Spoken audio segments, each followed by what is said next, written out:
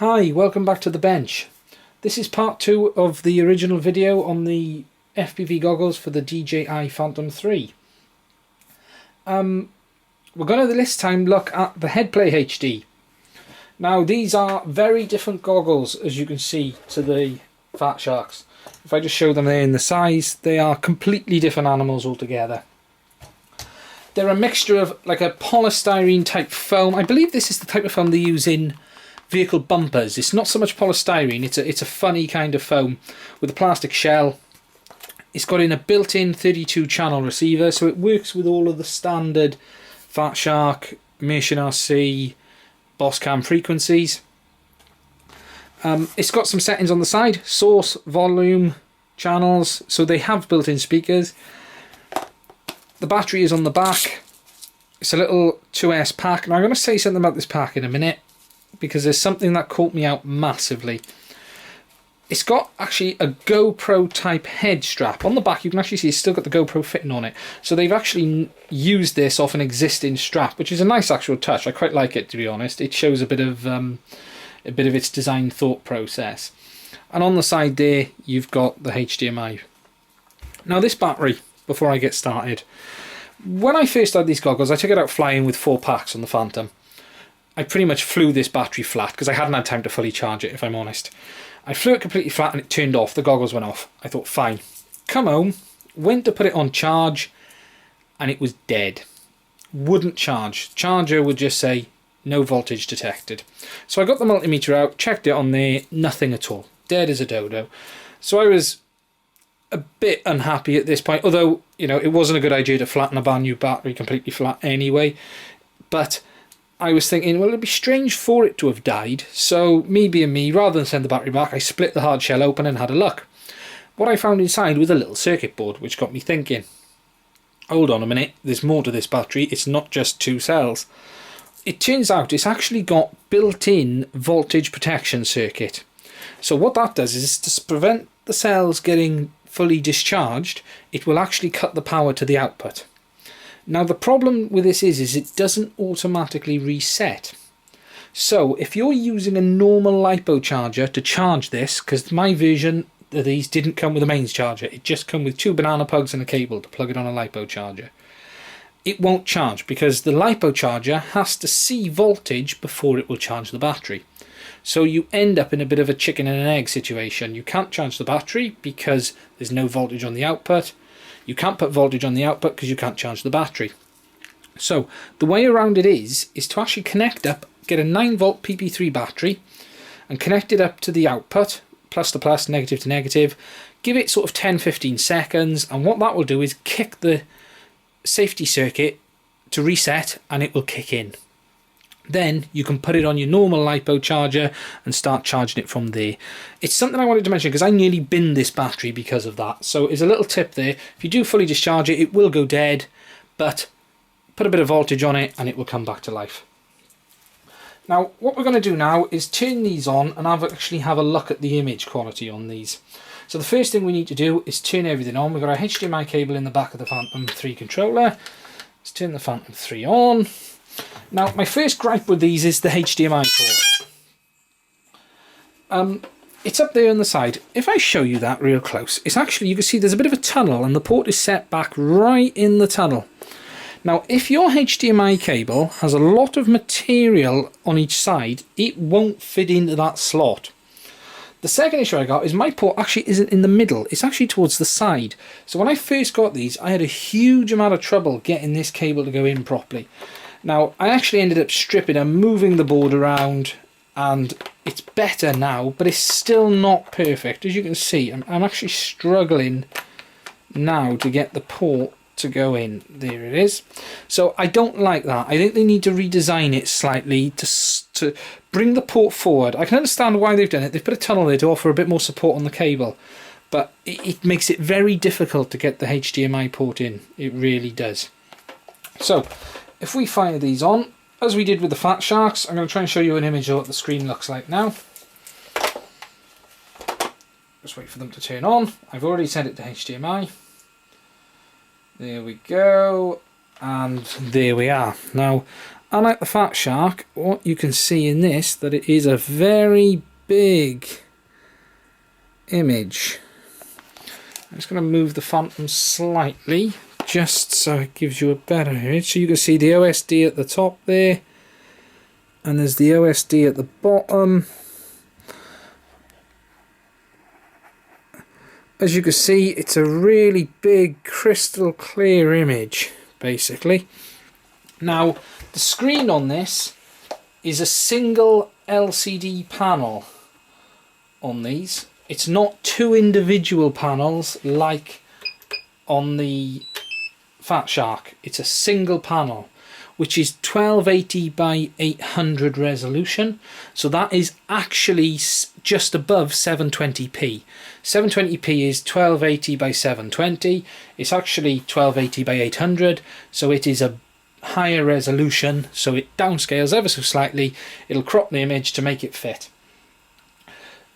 The image quality on these is absolutely fantastic. Because it is a HD screen, you are getting the same quality of image that you will get on the controller. It is a very large image. It's huge, to be honest. When you first put these on, the image is so big. It's unbelievable. You put them on and the first word you just go is wow. Whereas I said on the Fatshark, it's like sitting in the back row of the normal cinema.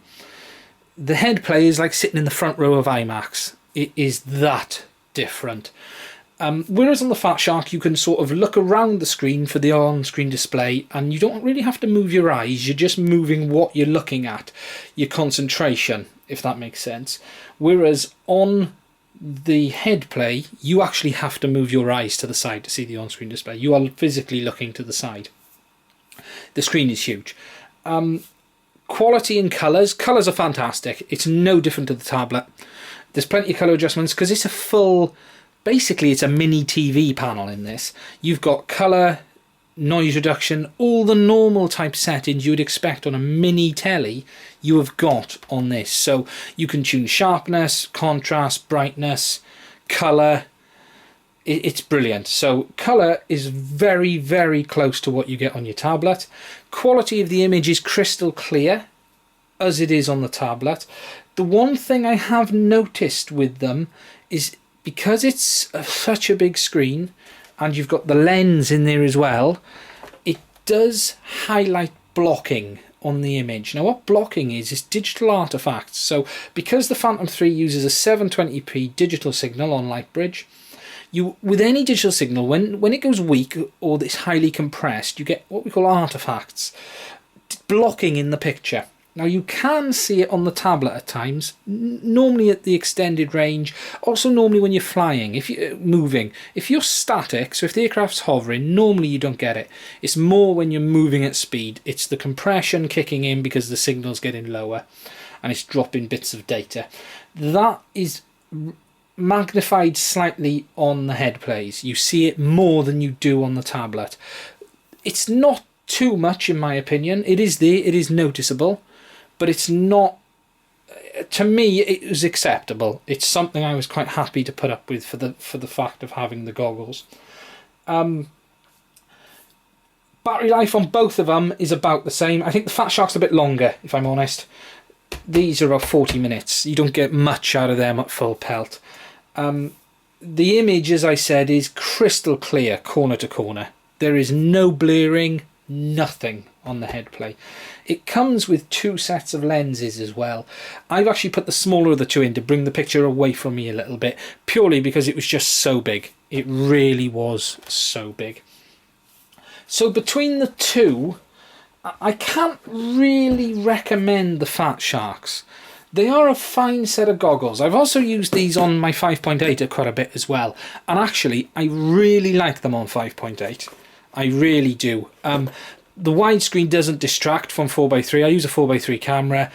After a few minutes, the picture doesn't look distorted. You don't notice it after a few minutes.